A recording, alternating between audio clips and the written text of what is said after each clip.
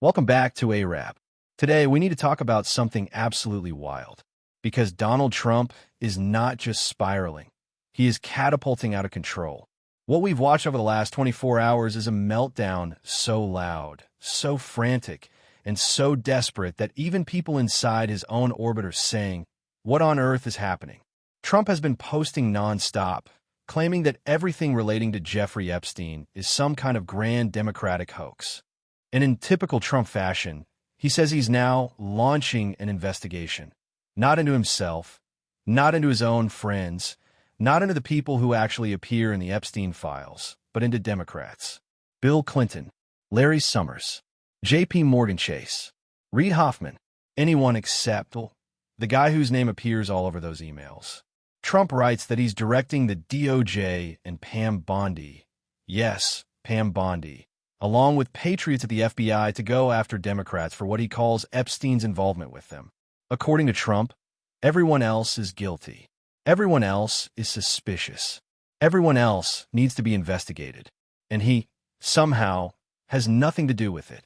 But this is the part nobody can ignore. Epstein's emails literally describe Trump as the dog that hasn't barked.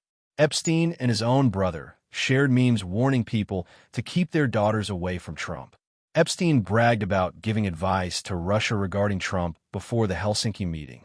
There are emails placing Trump in houses where victims were present. And Mar-a-Lago, Trump's own resort, was one of Epstein's recruiting hubs. And now Trump thinks that by yelling hoax louder than everyone else, the world will just forget all of that? No, not this time. He goes on another rant, calling the entire scandal another Russia scam, and claims the records show Democrats spent a large portion of their lives with Epstein.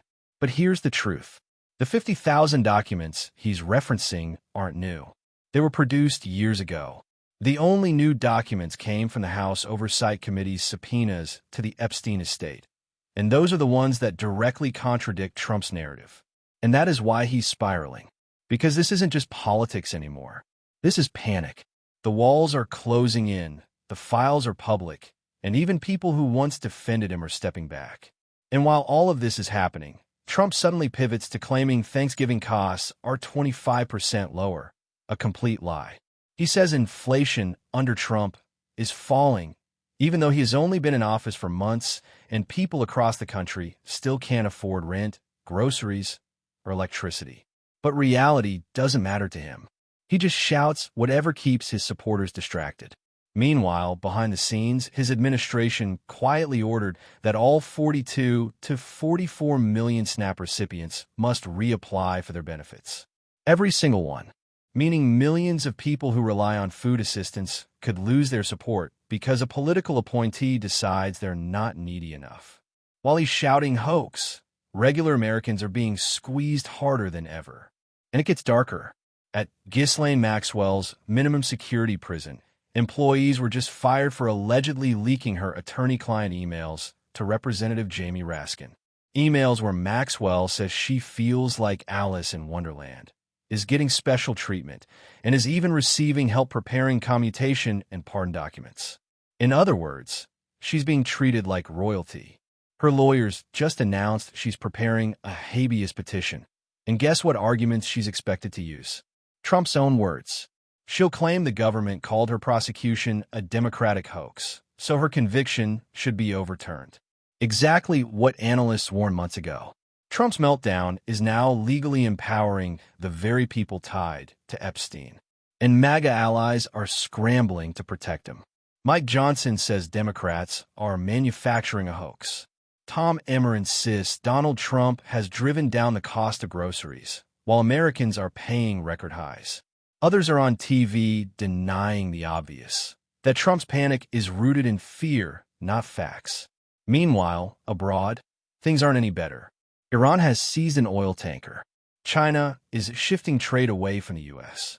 Hamas has reasserted control in Gaza. And the UK, according to Trump's own border allies, is no longer a friend of America. This chaotic global stage makes Trump's behavior look even more unstable. And while Trump rants online, his own officials are being questioned about potential military plans involving Venezuela. Plans Congress says he hasn't justified, explained, or even briefed them on. Everything looks like a government running on improvisation and impulse. But here's the bottom line. The Epstein files are out. The connections are public.